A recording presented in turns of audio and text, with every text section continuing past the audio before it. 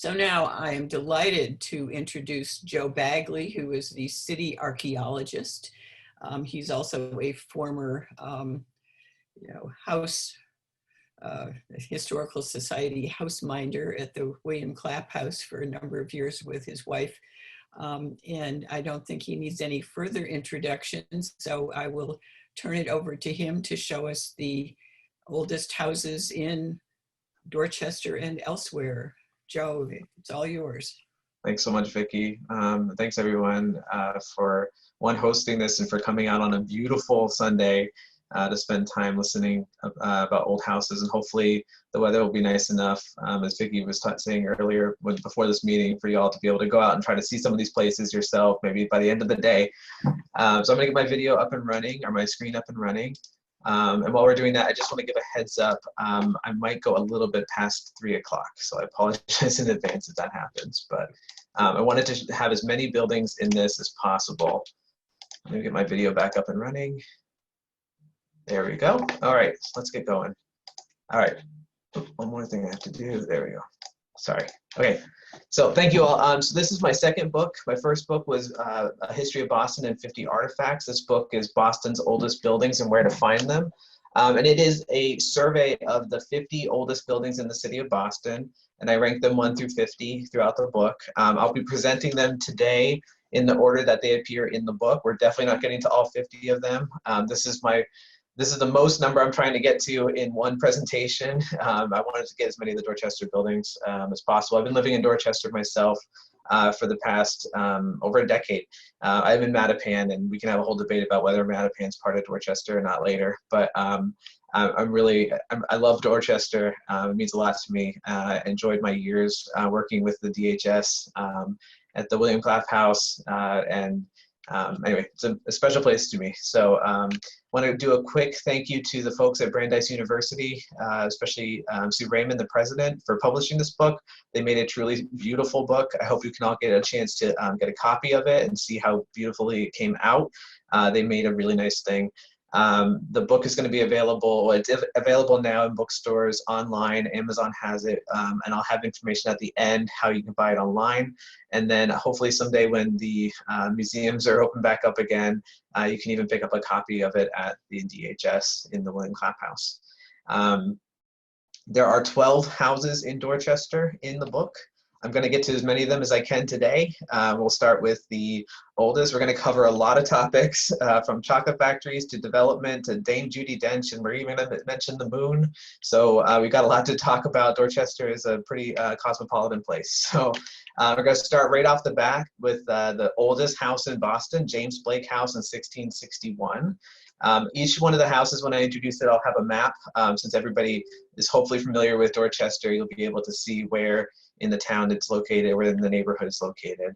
So James Blake and his wife, Elizabeth Clapp, had a house made for them in 1661 on their relatively modest 10-acre lot. At 32 by 20 feet, it's nearly 1,500 square foot interior space across 4 rooms on 2 floors, was quite large for its time.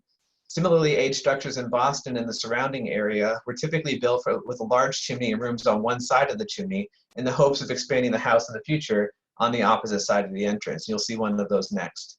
The Blake House appears to have been symmetrical from its beginning, with its central chimney located between each rooms on each floor. Architectural historians believe that the housewrights who built the Blake House were from the southwest corner of England. In that area, trees were far more prevalent, resulting in a distinct regional building style that has liberal use of heavy timbers in the framing of the building and in the joint details. You can see that in the upper photo and the photo on the right. Most houses, which are both from inside of the Blake House, most other houses in the area from the 17th century, not that there's a ton of them, but most of them that survive, are East Anglian style of architecture with smaller timbers used in the framing. In fact, the Blake House is the older of 2 surviving, quote, West of England style 17th century houses in Massachusetts, the other being the circa 1678 Coffin House in Newbury, which you can see on the lower left, which is around the same time period of construction and built in the same architectural style. When it was first built, James and Elizabeth would have experienced a slightly different house from what you see today. One of the things I'm really proud about in the book is that I have quite a few digital reconstructions of these houses. And so what you'll see in both during the presentation and also in the book itself are my attempts to digitally reconstruct the way these houses looked like, either at the time that they were constructed or during the lifespan of their house.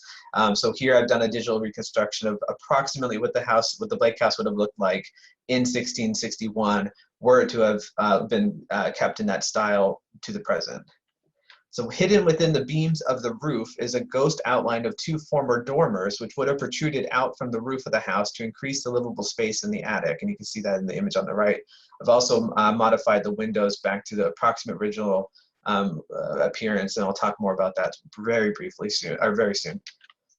Over the centuries, this house stood in its original location and had received numerous additions. By 1748, the occupants had added a lean-to addition on the left side of the house, and the front gables had been removed. By 1800, owners added a new addition to the right and rear of the house. At some point in the 18th century, the Blakes replaced the three-panel diamond pane casement windows that you saw in the digital reconstruction with double-hung windows where the lower sash lifts up on hidden weights. You can see that in this historic image. These replacement windows can be seen here. In 1895, the Blake House was in the way of a proposed greenhouse for the city of Boston's Emerald Necklace project. The Dorchester Historical Society sought preservation of the building, resulting in permission from the city of Boston to move the Blake House from its current location onto Richardson Park for their use in the society as a museum. In 1895, the Blake House was moved from its original location, the yellow star on the map, to its current home in Richardson Park, the blue star on the map. Standing in front of the house today, at the intersection of Pond and Cottage Street, you can imagine the house traveling down the street from Massachusetts Avenue, taking the slight bend at Pond Street, and slowly maneuvering itself into its new home, aided by dozens of animals and Dorchester onlookers. In 2007, the Dorchester Historical Society received a grant to restore the house to its 1895 appearance and confirm its 1661 date of construction and its status as the oldest building in Boston using tree ring data on its beams, also known as dendrochronology. In the 1970s, it was listed on the National Register and became one of the first individually landmark designated properties in Boston. Today, it is occupied year-round by a living caretaker who, when not closed during COVID, provides monthly tours on behalf of the Dorchester Historical Society. So this is one of multiple buildings I'm going to present today, and just as a reminder, each chapter has a much longer version of what I'm giving to you today. I just wanted to kind of cover as much ground as possible. That goes into a lot more details of the ownership and the architecture of the house. So we're going to move right along into the next house, the third oldest house in Boston.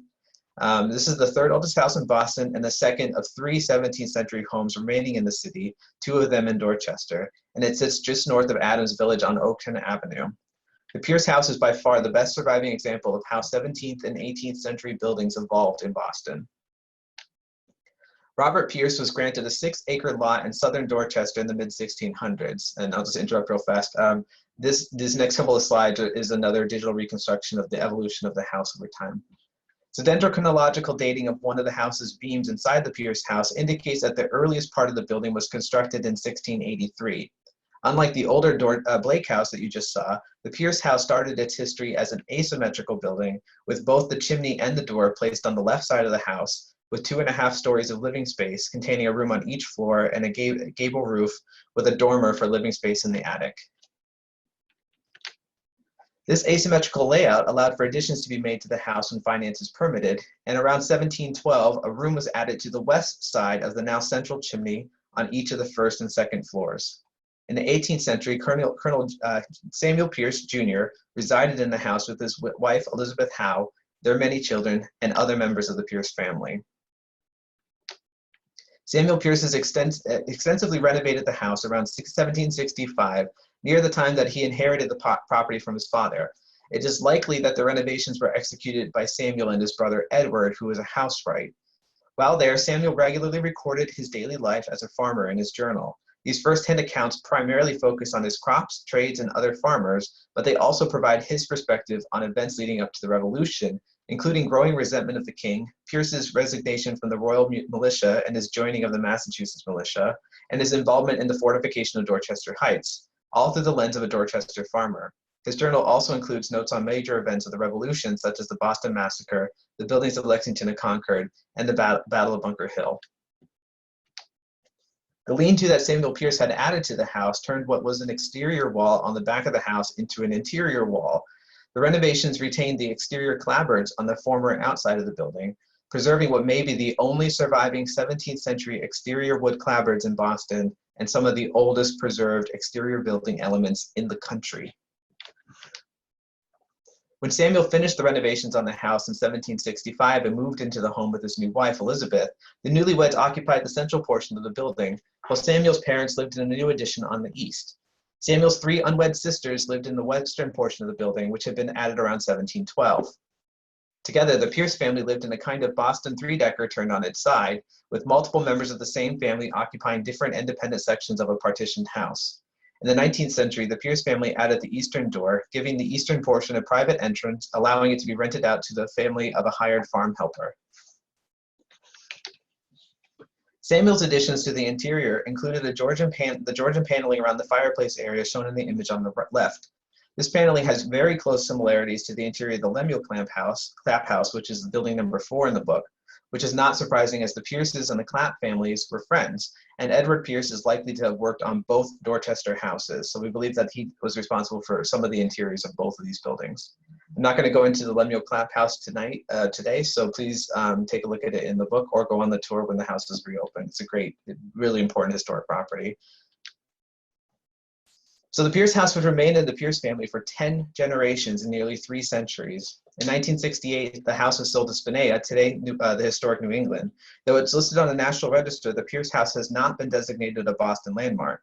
It is well maintained today and protected by the historic New England, and it serves as both a museum and an educational space for dozens of school groups each year. So we're going to move south and west for the next building to the 28th oldest building in Boston, the Charles Tileston House, located in the Lower Mills area. The Charles Tileson House is the oldest building in Lower Mills, having been built around 1770. It is a tall gambrel roof house with symmetrical 5-bay front, and it stands directly across the street from the Lower Mills Star Market. In the 1740s, Edward Capon began purchasing dozens of acres along the road to Denham, as River Street was then known, just west of the mills at Lower Mills. Edward's daughter Patience married Ezra Bedlam, and the house passed to them after Edward's death in 1770. Ezra and Patience lived in the house, and Ezra probably ran his furniture-making business in the nearby shop on the same property, which has now been demolished, with his brother Stephen, who lived across the street. And this map shows the Lower Mills area with the blue star showing the Charles Tileson house. The brothers are both significant historic figures in American military and art history. Colonel Ezra Bedlam and Sergeant Stephen Bedlam fought in the Massachusetts Militia and Continental Army during the Revolution. Prior to the war in the early 1770s, Ezra taught Stephen the cabinet-making trade. Stephen's work was exceptional and can be found in collections at Yale University and the Metropolitan Museum of Art. This Stephen Bedlam piece is a chest on chest is in the Yale collection. No surviving examples of Ezra's work have been identified, but his 1788 probate inventory includes over 4,000 linear feet of mahogany, maple, wide pine, cherry, and ash, suggesting that his work was quite extensive. Today, the house has no state or federal historic designations. Though it retains its overall shape and size, all of the windows have been replaced. It's currently covered in mint green vinyl siding. That's nothing against mint green vinyl siding. My personal house is mint green vinyl sided. I don't love it, but it's there. Its front door has been replaced and has lost its Victorian porch, and it has gutters for window boxes, sadly. The property was recently purchased to be demolished for an entrance to a nearby parking lot. The Dorchester Historical Society filed a petition for the house to receive Boston landmark status and stop the demolition, and the demolition plans were soon dropped, thankfully. It sold again, and the new current owners plan to renovate the house. After detailed ownership research by Kathleen Vaniena, the assistant survey director at the BLC, in December 2019, the BLC voted to accept the landmark petition, and the Tileson house is now a pending Boston landmark.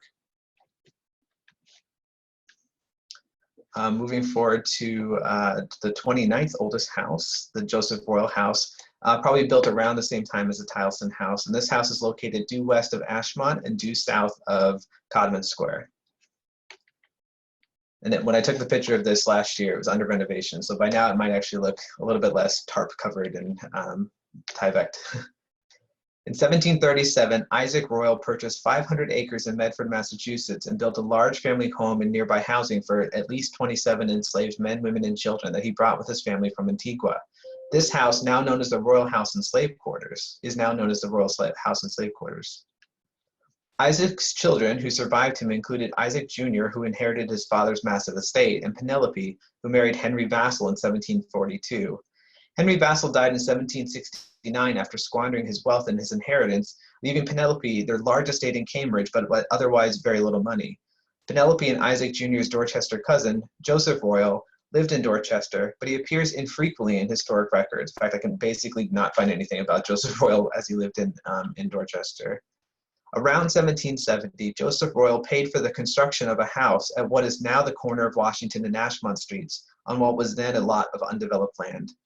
The house is a broad and low Georgian house with 5-bay front facade, an L-shaped addition on the north side of the house, and early decorative columns on either side of an 18th century front door. When the Revolution broke out, the Tory royal family were forced to flee. Isaac Jr. went to Nova Scotia and ultimately ended up in England. Joseph ended up in London, and Penelope abandoned her Cambridge property and fled to Antigua with her daughter Elizabeth. After the war, Penelope returned to Boston. Because her husband had lost most of their fortune before he died, and her Cambridge home had been seized by Americans, she was destitute. It appears that Joseph, Penelope's first cousin twice removed, had quite a bit of sympathy for his relative back in Boston. In 1782, Joseph Royal sold his Dorchester house, the one you see here, and its land, as well as an additional property in Milton, amounting to around 30 acres total, for just 5 shillings to Penelope. Penelope's desperation is made clear by the fact that the very next deed on the next page in the deed books in 1782 is her immediate sale of the same property to Desire Tolman and his wife Sarah Howe of Dorchester for £141. Essentially, her cousin bailed her out by giving her this plot of land. We're going to jump ahead through some of the story of the house to a more recent story about it. So taking advantage of the major commercial activities occurring along the entire length of Washington Street, 2 small one-story wooden shops were added to the front yard of the house around 1899. These can be seen in the upper left corner of this image shown here, which Vicki Rugo was so gracious to provide for the book. However, they did not touch the historic house behind them, preserving the building's original facade. After locals Vicki and Bob Rugo and Michael Stella purchased the house in the mid-1980s, they removed the storefronts and restored the historic home before moving elsewhere. Its latest owners have maintained these restorations, which are undergoing additional repairs as of the writing of this book. The house remains in excellent condition, though it has no state or federal historic designations and is not a designated Boston landmark. Just want to clarify one thing, that the Rugos did not live at the property while it was being restored. And quite a transformation in the 80s on this property. We're going to go next to a house that could definitely use some help. So the 30th oldest house in Boston, the Clapp Field House, located on Dorchester Avenue in Fields Corner. So the Clapp family, who, if you've paid any attention to Dorchester's Historical Society's houses, are involved in 2 of the properties, and the Blakes married into the Clapp families and vice versa. They first settled in the northern end of Dorchester, and by the end of the 18th century, Clapp descendants could be found throughout the town, including what would later be known as Fields Corner, where this house now stands. It has changed significantly, as will be seen in the next image, showing its original condition and location. In 1772, Samuel Clapp purchased a lot in the sparsely developed area that would later become Fields Corner. Samuel was a housewright and likely built this house himself, styling it as a large Georgian house with all of the popular design elements at the time, including a very shallow hipped roof angling in from all 4 sides, prominent chimneys along the outer walls of the house, not in the central part like you see at the Blake House and others, and a symmetrical facade featuring a central door, 5 bays of windows along the front, and 4 bays down the side. This photo of the house from the late 19th century also shows a large barn behind the house, a pudding stone and wooden fence, and a later 19th century front porch. This is so great that we have this photo. In theory, we could use this photo to actually restore the Clapp Field House into its original location. That would be great. Original location, but also original appearance. In 1804, Boston laid out Dorchester Avenue, a straight highway connecting Boston Dorchester directly to Lower Mills. It crossed the far older Adams Street, which was likely a native trail, at an oblique angle, creating a distinctly narrow intersection at the precise location of the Clapp Field House. On the upper left corner, you can see a map that shows how the house was basically in the intersection. In 1838, Isaac Field purchased the Samuel Clapp house near his new home at the intersection. Isaac Field and his brother Enos opened a general store. The presence of the store and the entire Field family, which had over 5 households in the immediate vicinity of the intersection, resulted in the area gaining its name, Field's Corner. In the late 1880s, the Fields family moved the Clapp Field house to the rear of the lot and built a large brick commercial building on the street. In the 1890s, the commercial building passed into the ownership of Patrick O'Hearn. He converted the brick building, the narrow addition on the rear, and he also connected the Clapp Field house into a massive storage facility. And as part of that, the brick cladding that's on the exterior of the house was also added at that time, around 1918. A recent examination by Historic Boston Incorporated revealed that the Samuel Clapp house retains many of its original interior features. The Clapp Field house has no state or federal historic designations and is not currently a Boston landmark. Okay, so we're going to move a little bit to Matapan briefly, to one of my favorite houses in the book. I'm going to do Dorchester adjacent because I think this is a really good one. So in March 1777, during the Revolution, housewright Elijah Jones purchased 1 3/4 acres of undeveloped pasture from the town of Dorchester and built this house just west of what would become Matapan Square. Elijah Jones's house is modest in scale, with a gambrel roof and 1.5 stories tall. It has a central doorway with 3, probably not original, window openings in the gambrel roof, and it currently has a central chimney that has almost certainly been greatly reduced in size from its original scale. The mills immediately to the south of this house on the Neponset River included the papermaking factory of Hugh Mclean, an Irish immigrant, and James Boise. Mclean purchased both lots from Jones in 1786 and left his estate to his wife Agnes and their son John in 1800. John Mclean was a wealthy Boston merchant. Upon his death in 1823, he left his wife Anne their house in $35,000. I believe his house was a bullfinch designed house on Beacon Hill. So they weren't hurting. This was a small piece of the property that John Mclean owned. Mclean gave Harvard University money to fund a named chair, the John Mclean Professor of Ancient and Modern History. Today, the chair is currently occupied by Emma Dench, a Roman historian, and Dame Judy Dench's niece. John Mclean's will gave large sums of money to the Massachusetts General Hospital and specifically gave the Jones house and the shop to John Boyes, the son of James Boyes, Hugh Mclean's business partner. Because John Boyes died before John Mclean, the house instead went to Mass General Hospital. The hospital had no use for the tiny house in Matapan, and it quickly sold in 1824 to a Massa Fuller, who was also a papermaker in the Matapan area.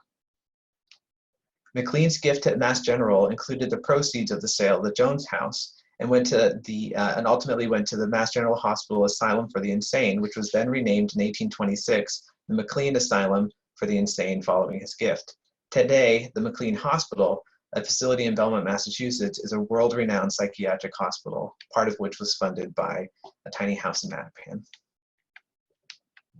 The Jones house and a nearby shop passed through multiple paper mill owners, likely used as rental property and a store until it was moved in 1907 to the newly laid out Marcy Road, then named Whitney Park. You can see Marcy Road on the right of this image, and just behind the tree at the corner of the road is the Jones house. The house's original site was then occupied by a 3-story multifamily home, which has since been demolished. The site is now an undeveloped parcel owned by the city. You can see that just beyond the chain link fence. It is probable that the move saved the house. It was placed on a dead-end street with a modest single and multifamily houses of similar size in the area. This area has not yet experienced pressure for redevelopment despite being so close to Matapan Square. In other words, the smallness of this house located on River Street where it was originally would have likely resulted in it being torn down for a larger, probably multifamily later or more recently. The fact that it was moved onto the quieter Marcy Road likely resulted in this house being saved. And in fact, I kind of say it's not so much that the house has been saved, so much as it's no one's thought to tear it down yet. But it's a really important little piece of Boston. So the house is not a Boston landmark and is not on the National Register, but fortunately there are very few threats to its preservation, at least at the moment. We're going to go back to Lower Mills for the 37th oldest house. In 1788, the same year the state of Massachusetts became a state, Samuel Cree built his home in Dorchester's Lower Mill neighborhood on a quarter-acre vacant lot that he purchased from Ezra Bedlam, his father-in-law, who also owned the Charles Tileston house at the time. Most of these houses are connected, especially the ones in Lower Mills. They're all the same people that own and sell to each other. I feel like I ended up being able to write biographies of many of these people because I kept turning up in each one of these houses. Creehorse House is it's a traditional Georgian or federal style. Prior to the mid-19th century addition of the massive Greek Revival style triangular gable, essentially it's a triangular hat, it probably had a hipped roof similar to those of the neighboring buildings of slightly later date. I'm going to go back a slide so you can see the before and after. So basically it has a gigantic triangular hat on top of it now. After Samuel Creehor's death, the property passed to Joseph Shepherd Creehor in 1805. At the time, it included the house, a barn, and a shop. John Creehor was a chairmaker, and his son Lemuel and grandson Charles became national leaders in the nearby Neponset River paper mills. Charles Creehor was also a celebrated medic who had served Union troops during the Civil War. John Hawes purchased the house from Creehor in 1806. Hawes was a wealthy farmer who was said to have, quote, had limited acquaintance with men and manners. He married into the Clapp family and then retired with his wife to South Boston, where his 1805 brick mansion still stands as the oldest surviving house in Southie.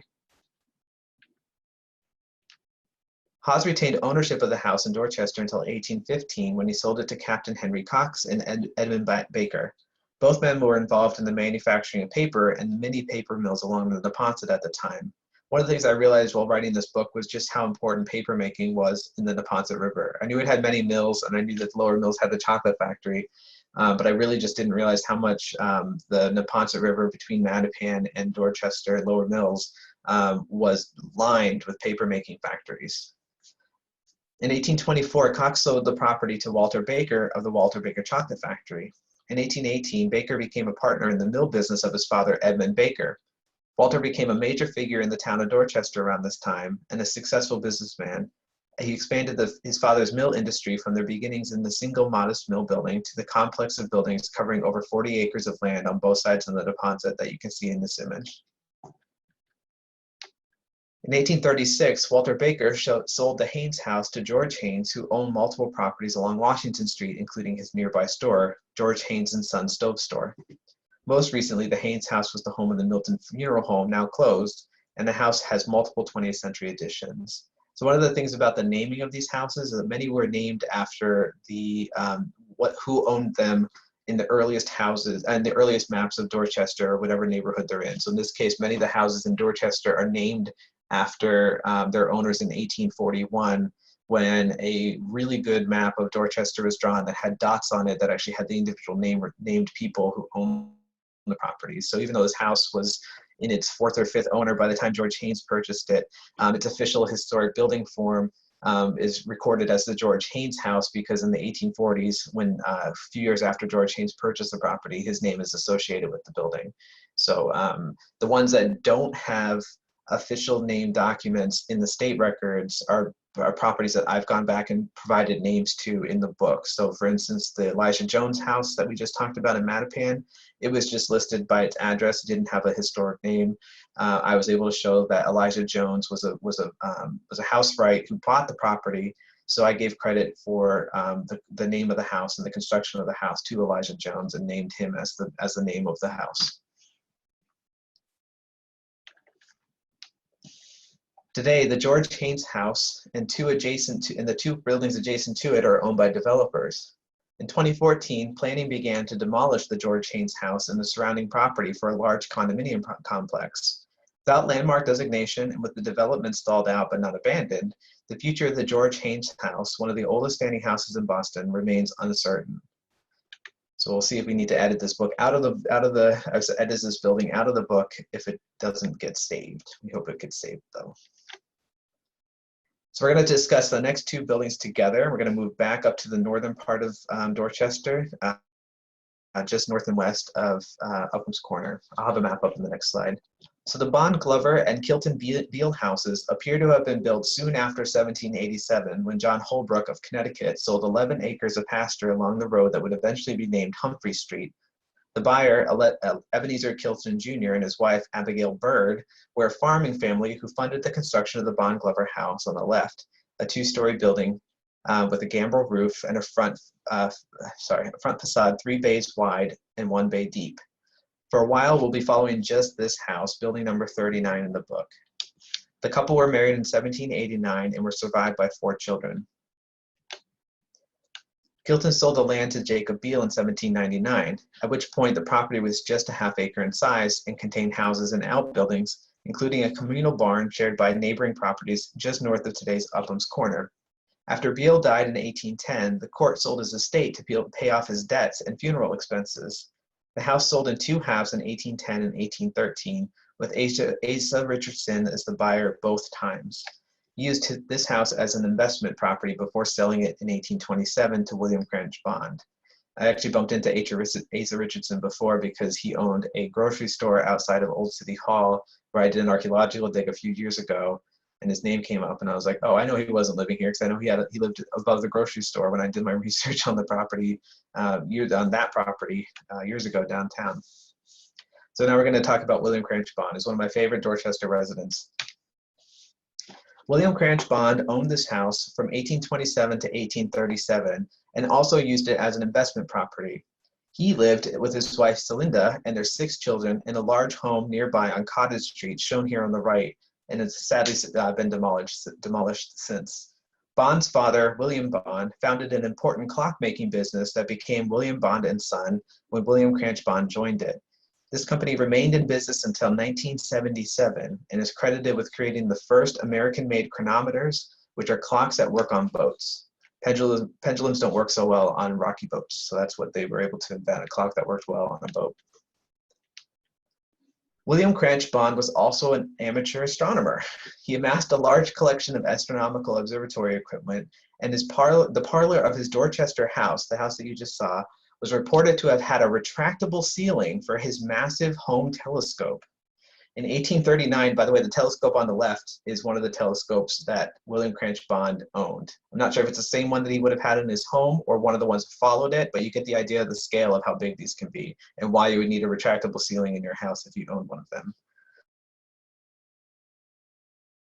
Recognizing the value of his talents and the value of his observation equipment that he owned, appointed him as the official astronomical observer of Harvard and relocated his personal observatory to the university. Bond and his son George made multiple astronomical discoveries there. On the right, you can see the observatory that they built for William Cranchebond and his son when he moved to Harvard.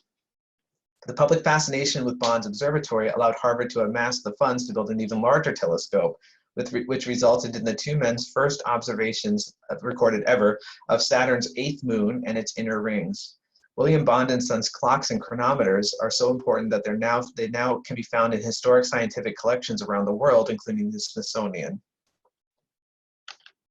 A crater on the moon is named in honor of Dorchester's own William Cranchebond.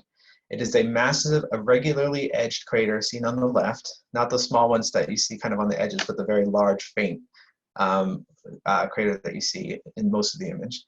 It also can be easily seen at night with binoculars or a small telescope. The red circle on the right, showing the moon, shows its location and its size. If you're looking for it at night, if the weather's decent tonight, actually it's almost a new moon, so don't look at it tonight, but when it's a full moon, you can find it near the top of the moon. How many of you thought we'd be talking about the moon today? So the Bond Glover house has undergone considerable modifications over the years, and vinyl siding now hides any remaining 18th century elements of the house other than its overall shape. It is not listed on the National Register, nor is it a Boston landmark. Now we're going to transition a couple of doors down to the Kilton Beale house. Until the mid-19th century, the Kilton Beale house shared the same history as the Bond Glover house, having been built at the same time and on the same land. Like its neighbor, the Kilton Beale house had a gable roof with central chimney, a 5-bay front facade, and relatively thin one bay depth. But unlike its neighbor, it was oriented at a strange angle to the road. When the Kilton Beale house was sold in 1799 to Jacob Beale, it was the eastern house of a half-acre parcel that included the Bond Glover house. It would remain in the Beale family until the early 20th century. So I found this property while I was examining an aerial image that you can see actually here of the neighboring Bond Glover house, and noticed that the building that was discussed in the Bond Glover house deeds seemed to be still present, although you can see in the image the red outline is the Kilton Beale house. The yellow outline is actually a later addition to the front of the building. And the reason why I believe this is the same age and is in fact an older building is its very strange orientation to the later addition on the front. It almost looks like the red building crashed into the back of the building in some sort of strange car accident. So what I think was happening is the red building on the left, which is the Bond Glover house, and the red building on the right, which is the Kilton Beale house, were both the same, built on the same property. And once the properties got divided up, on the right, the Kilton Beale house received a much later addition that covered up quite a bit of the old house that was there. Oops, let me go back one slide. I believe that it possesses the same architectural characteristics of the Bond Glover house, and it likely dates to the same period.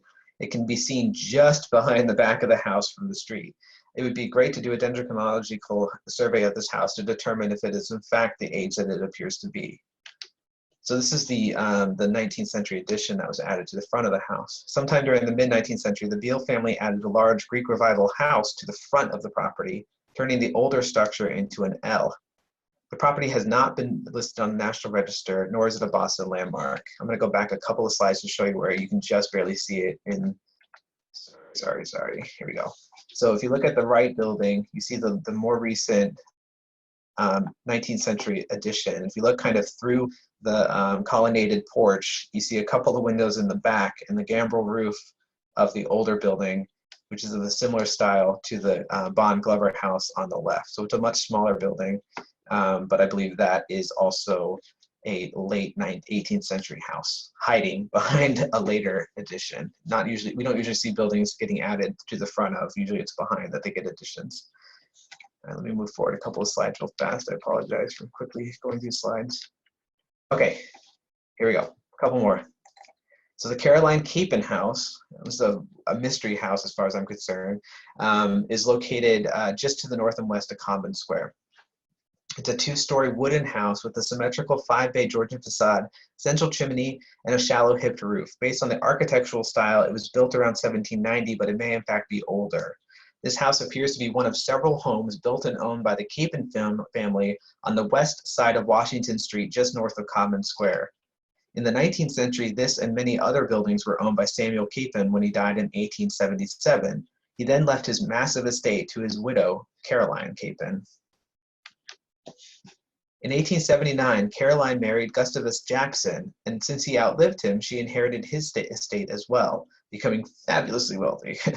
Based on an 1884 and 1889 map, you can see the 1884 map on the top and the 1889 map on the bottom half of this image, we know that the house moved to its current location sometime between those dates. In her 1891 will, Caroline distributed her various diamonds to her relatives and turned over the rest of her estate to a trust. It is not clear where Caroline's house came from, as it was clearly moved by 1889. So you can see the 1884 map above does not have a building where it's now currently standing in 1889, and you can see that it's owned by Caroline Jackson, who is the married name of Caroline Capon after she remarried to Gustavus Jackson. So I've been trying to figure out where this house came from, and this is my theory that I published in the book. So the 1884 map shows a small house lot on Washington Street tucked into the Capon properties on site, where Lindenhurst Street is currently located. So you can see the blue arrow indicates the small property on Washington Street. Since no owner's name is given for the property on the map, it is likely owned by the Capon family, including Caroline, in the 18th and 19th centuries, because sometimes if there's adjacent properties that are all owned by the same people, they don't individually label them. In fact, there's a little symbol on the left side of the lot that may indicate that it's owned by Caroline Jackson in 1884. where was I? In 1889, in the 1889 map, a building with an identical footprint to the building arrowed at in 1884 appears on Whitfield Street, and the 1884 building has disappeared. I believe that the 1884 building is the same as the one that was moved to Whitfield, suggesting that Washington Street was the original location of the moved house. Since its move, the house has remained a private home. The house is not a designated landmark, nor is it listed on the National Register. If it can be determined how Caroline came into possession of the house and why she chose to move it to its current location, its significance and its early history may become clearer. The building may even be older than the estimated age of 1790. So I tried to figure out how this property came into the possession of her husband, Samuel Capon. The issue is that Samuel Capon not only bought a lot of property, owned a lot of property, but he also inherited a lot of property. And despite going through numerous deeds and probate records, I was never able to conclusively determine what houses were being sold and bought along Washington Street, because you can see in this on the upper map alone, the building that I have pointed at with the blue arrow, the building directly north of it on Washington Street and the building directly south of it on Washington Street, on all of these documents would basically just be described as a house on Washington. All three of these would turn up in the records described the same way. So it's very difficult to determine which building is being discussed in a lot of these deeds and probate records. So I know that it was probably owned by Samuel Capon before Caroline Jackson inherited it from her husband and moved it. But I'm not certain how the Capon family got it, why it was built, and what date it was built in, but it's probably, if anything, older than 1790. So it's a mystery. If anybody can figure out, please tell me, because I'd love to know.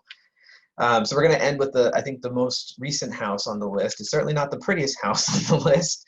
The building number 41, the Calvin Bird House in 1790, built around the same time as the Capon House. Also located north and west of Upham's Corner, just about a block away from the Kilton, Beale, and Bond Glover House, which are located just around the bend.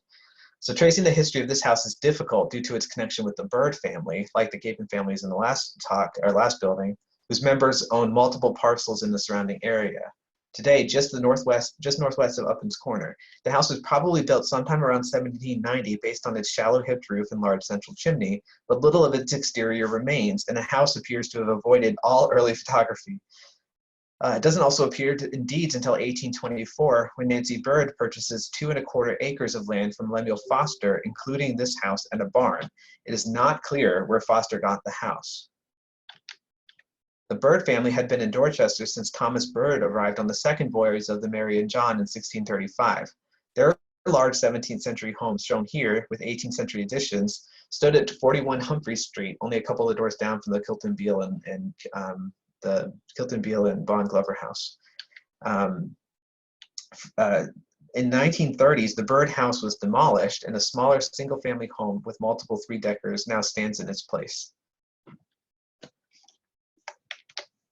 It is possible that Nancy Bird and her husband Joseph raised their son Charles in the Calvin Bird house, but it was Calvin Bird who purchased the house from Nancy in the 1850s. Calvin and Nancy are likely related, but I was not able to determine how Calvin and Nancy Bird are related to each other. Mary, Calvin's wife, took over the property after Calvin died in 1895. Facing pressure from developers in Dorchester at the end of the 19th century, Mary Bird began to divide the rear of the property into smaller building lots, and her heirs added wooden storefronts to the Dudley Street side of the property that has obscured the front of the house, as can be seen on the map on the right, with the house outlined in blue. So the photo on the left actually shows the back of the house, which is one of the largest areas that can actually be seen of the house from the street because of all the additions that have been added to it over time. Now nearly encased in later structures, the building has no historic designations, and all that is visible of the house to the public is a small portion of the corner of the building, its shallow hipped roof, and a large chimney. So I'm not going to end on the prettiest house, but that's the youngest of the houses in Dorchester that are included in the book. There's a few other houses that I'm not covering today, but I wanted to go over as many of the Dorchester buildings as I could, and I was hoping that some of those would be surprises to those of you who know Dorchester really well. Just wanted to end with a couple of thoughts. One, should all these buildings be saved?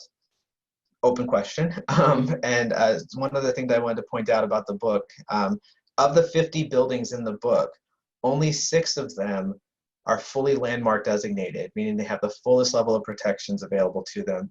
In Dorchester, that includes the Blake House and the Fowler Clark House in Matapan, if you want to call that Dorchester, which I do. So there's a lot of ways that we can actually preserve even more of these buildings through landmark designation, especially some of the ones like the George Haynes House in Dorchester's Lower Mills, which may be actively being planned to be demolished at some point in the not too distant future. So one of the best things you can do for historic preservation is to join the Dorchester Historical Society. As you've noticed that many of these houses owe their existence to the Dorchester Historical Society's efforts. You are an effective and valuable piece of historic preservation in Boston. Yeah, so I'm going to stop there. If you want to get a copy of the book, which I ask you all to please get a copy of the book, you can get it through Brandeis University Press, any bookstore online. Many of the local brick and mortar stores, if you'd like to go into a bookstore, is carrying them today. All of the author proceeds go towards the Landmarks Commission's education and outreach efforts. I cannot accept any money from the sale of this book whatsoever as a city employee, so I've turned over my rights to the money from this book.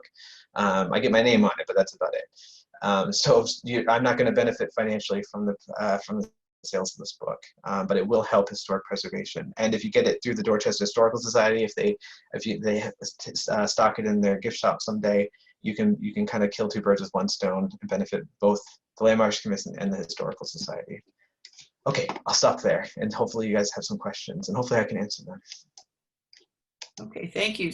So if anyone has any questions, please put them in the chat.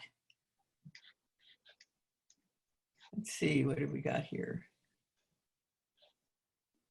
Thank you, Sean, for posting the link to the Amazon one. Also, the Harvard bookstore in Harvard Square has it, and you can order it online from their website if you want to support independent bookstores rather than Amazon.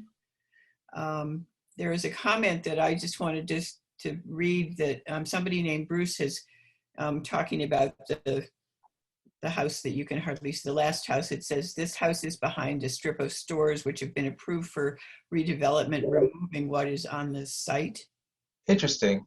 That's a Calvin Bird house? The last one, I think that's what he's talking about. I'll look into that. Yeah. Okay. That was not on my radar. Thank you, Bruce. Yeah. So does anybody have any questions they want to put into the chat?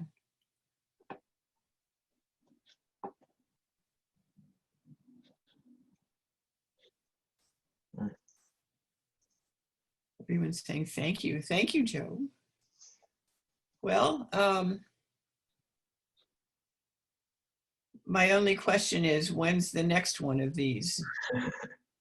Well, it sounds like I might need to add a few houses if we can't get to the Calvin Bird house before it comes down. I'm working on a book about Massachusetts archaeology.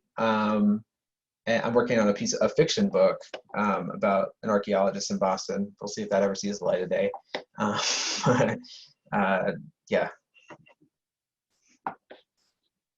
Okay, well, it looks like people, let's see, could you say a little bit about whether Matapan can be called part of Dorchester?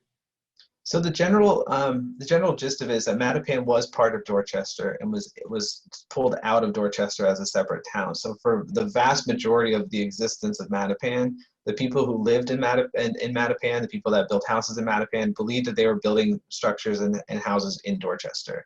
So in a lot of ways, the identity of Matapan is tied into the identity of Dorchester, even though today it's considered a separate neighborhood. And I know, Earl, if you have anything to add to that, because I think you're one of the people that helped convince me that Matapan should be kind of thought of in the same terms of Dorchester when doing this kind of research. Sure. Well, when Dorchester was annexed to the city of Boston in 1870, Matapan was included in the Dorchester territory. So we all, historian, at least on my edge, find it to be all Dorchester. In later years, the city has come up with statistical areas and zip code changes that, or I guess that's the federal government, but still all of these different districts create names for places. So you'll find houses whose address is in Dorchester where the houses are in Roxbury or Matapan, and vice versa. You'll find, not that Roxbury was ever part of Dorchester, but you'll still find addresses where that's true. And so those are modern changes. And so one of the things I always do is to look at the deeds.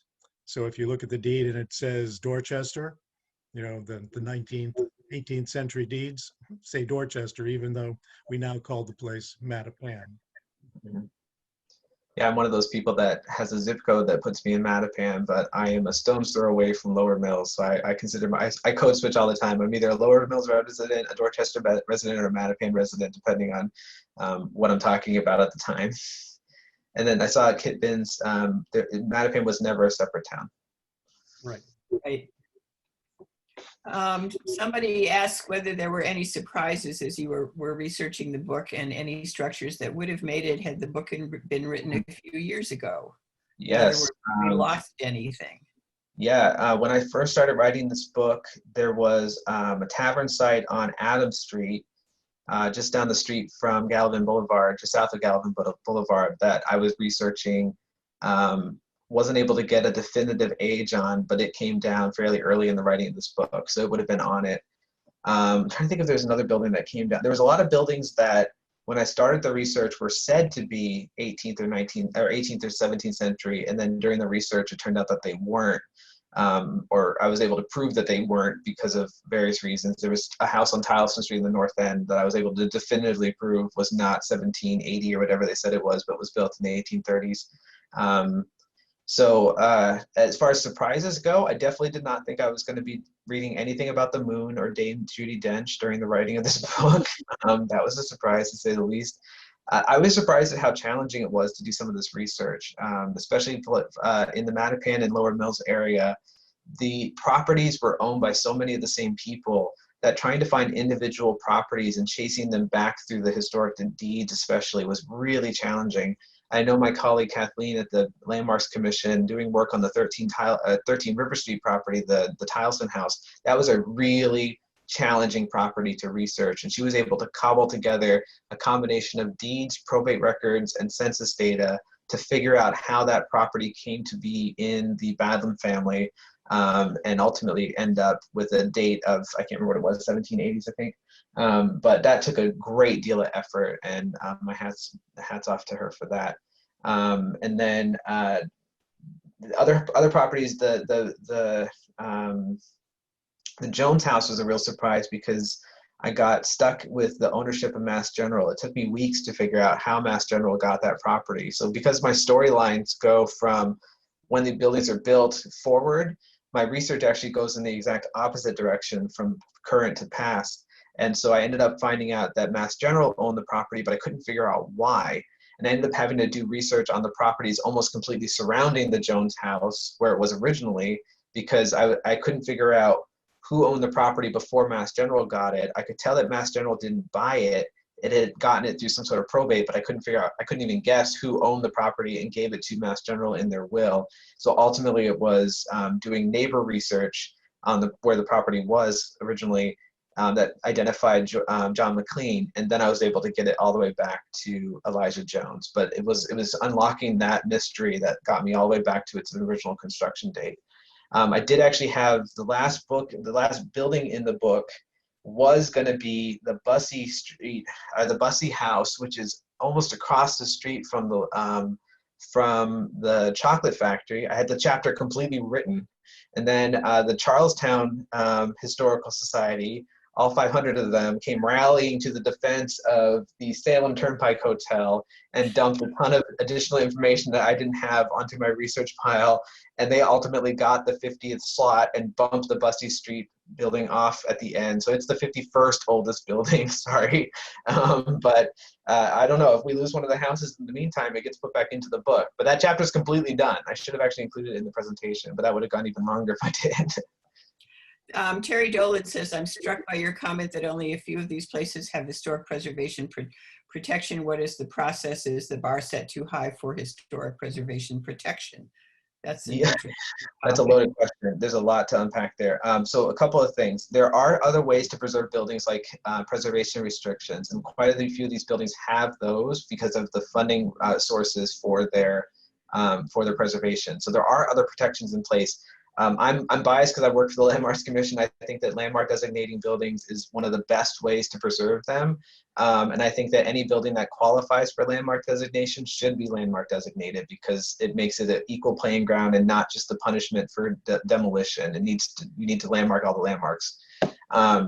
So the process is a high bar. And the reason why it's such a high bar is because the landmark designation states that we have to prove or at least demonstrate evidence that supports that a property is above local significance. And that's the key thing that kind of things can't get over that hump of proving that the significance to history is not just to the specific region that things are located, but to the general area. That's a really high bar to set. And that's a lot of the times where we really stumble and fall is we have to show that the people that lived in these houses, the design of these buildings, the architects and all that, somebody in there has to have a significance outside of the immediate vicinity. It can't just be the story of Boston, it has to be the story of the region. So that's really why the bar is so high. And we're actively trying to determine whether or not that designation can be tweaked so that it's not proven, it doesn't have to be above local significance, but that's going to be a long process. And it's a dangerous process because once you open that legislation, it could get changed in the opposite direction too. Right, isn't there something now that's the enabling legislation for the Landmarks Commission, you know, somebody says there's a missing comma somewhere. Yeah, it really comes down to a comma. A comma, yeah. As opposed to local versus state and above. Yeah. But that is working its way through some kind of process at the State House, isn't it? Multiple different processes. I know there's folks working on it inside the city of Boston itself. I think it's also being looked at the legislative level. I think the other idea is to figure out how best to get it through that process without it falling apart, essentially. Right, good point. Desmond Rohan is wondering about any knowledge of 21 Mayhew Street, which is slated to be raised. Recently, it came to his attention. It might be a clap house. I think that's something that you know, that all of us house history people who've been doing stuff for the Historical Society might be able to help with that. I don't know if we've had any discussion about that as a board or not. I think I've seen, this is in the Polish Triangle, right? Yeah. Polish Triangle is hard to get past 1800. I don't know. I don't believe it's one of the 18th century buildings, and I really had my cutoff in 1795, so I don't know a lot about this house. But anything in the Polish Triangle is going to post-date the William Clapp House, which is 1806, right? Yes. Yeah. And because they owned all of the Polish Triangle as their growing field. So anything that's built in the Polish Triangle is going to be post-dating the Clapp ownership, or at least the Clapp initial ownership, or that house. Yeah. Right. Tom Toronto has a question. He says, we plan on displaying the Dorchester Historical Society plaque on our house. What is your recommendation on including the architect on it? Oh, gee. I did that history, Tom. We could have that discussion. Right. There are a lot of different ways of deciding what's the most important information to put on it, but maybe we can have a side discussion. I forget who the architect was. I did anyway. I'm impressed that you know the architect. So many of these buildings, especially the 18th and 17th century houses, we have no idea who the architect is, and probably the person that decided, it should look kind of like that house, and they just kind of copied what they were. Right. No, this is late 19th century, and it's an architect who did a lot of work in that area. This is up by Park Street. Anyway, okay. We can discuss that further, and we can consult with Joe separately. Maybe someone is asking, when these places are demolished, are the architectural elements saved? Usually not. In fact, that's one of the things we're trying to work on, because the Landmark Commission is part of the Environment Department. So one of the ways that we're trying to emphasize the need to preserve these houses is just how incredibly bad for the environment demolition is. I believe there's a law in Massachusetts that you're not actually allowed to take demolition debris and put it in the state, which means a lot of the stuff actually gets trucked off-site or out of the state. So the carbon footprint on demolition is pretty extreme.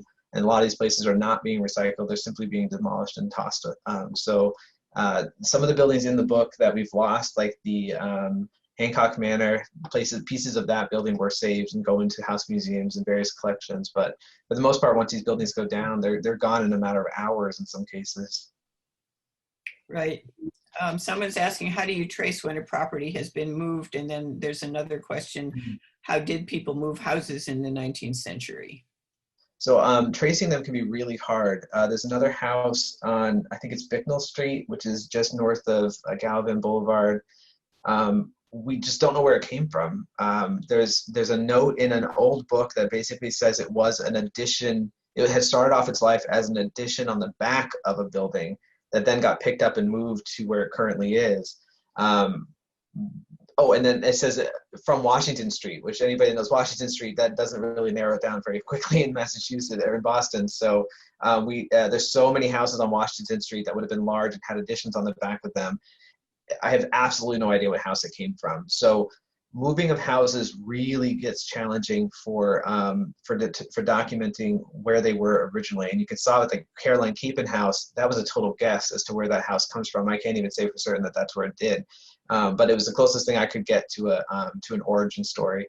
The other challenge that we're seeing is that moving really was pretty commonplace. And I was looking through some of the city's records, and there's literally dozens of applications per year to the town selectmen requesting permission to move a house per year, dozens. So this was just not a rare thing at all. It's so not rare that when the Blake house was moved down the street in 1895, they literally don't discuss it in the Dorchester newspaper. It just doesn't come up. We have a thing that says they're getting ready to move it from Richardson Park. And then we get another article that says the DHS had their first meeting in the Blake house. But in between, there's no mention of a house wandering down Columbia Street. So it's just a commonplace thing. As far as how they did it, it wasn't terribly different to how they do it now. They'll lift the house up with essentially simple machines, levers, place things underneath them to hold it off its foundation, build a sled underneath it. And that's basically how we do it today. The biggest difference is instead of putting the house and its sled onto the back of a trailer or some sort of like creeping machine, they put it essentially on a sled with rollers underneath it, and then a whole bunch of oxen or draft horses pull it down the street. The Blake house was likely moved in the winter because that made the street frozen, which would have made it a little bit more sturdy for this type of action to happen without wrecking the streets along the way. So it was just a really commonplace event back in the 19th century. But basically the technique is a gigantic sled. Okay, well, there's one more comment for you that we'll save in the chat. Someone wanting to talk to you about a presentation. Could I make a comment, Becky? Yeah. So I wanted to go back to the designation of properties. And we recently discovered that a single unit property can be considered by the Landmarks Commission as an architectural district. So a single property architectural district. And the criterion for an architectural district is local significance, whereas the Boston Landmark is a much wider significance. So we have proposed, well, the society doesn't propose houses for designation, but people do. So 10 registered voters have asked for designation for a couple of houses as single property architectural districts, and they are now on a pending list. So it is possible that others could follow that same pattern in order to prevent to start the prevention of demolition. Good point. Okay. Well, I think we've probably had some really good questions, but we've taken up a lot of your afternoons, everybody. Thank you so much for joining us. Now you can go out and check out all of these houses and get Joe's book and find more houses. So I think we will wrap things up for now.